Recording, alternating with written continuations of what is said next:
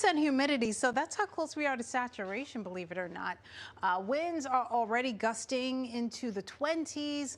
Right now, it's constant speed of 6 miles per hour, but it will start to get really blustery in the wake of the system now moving toward New England, the Canadian Maritimes. Behind it, just a few lingering sprinkles or flurries, I should say, but not going to really reach our area. We're pretty much done with the snow, but the snow on the ground will continue across some areas, especially grassy surfaces, car tops, rooftops. Main roads tend to be a little bit on the the cleaner side. You're seeing blacktop, but just watch out for the potential for black ice in spots. So there is that area of low pressure that's going to be moving through. We're more concerned about that cold front. That's really going to send those temperatures down.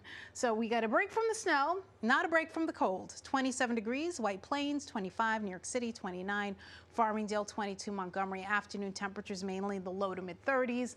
So still a little bit on the chillier side, but it's really going to go down for tonight. That's when you're really going to feel that chill. You want to crank that heat, get the extra blankets. You're going to need that.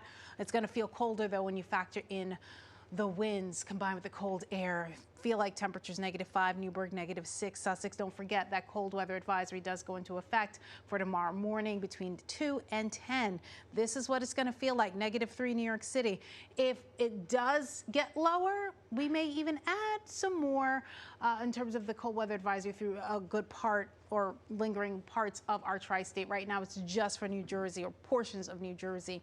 2 o'clock in the afternoon, feeling like 1 degree in the city. This is what it's feeling like by 12 a.m. early Wednesday, and then some relief thereafter, but it's going to be a while. It's still going to feel like -3 in Sussex, 3 degrees, 8:30 a.m., 5 degrees, ice slip, and then it starts to go up from there, but you're still going to need the heavy winter coat, accessories, winter boots, and all that to keep yourself warm. High pressure in control at that point.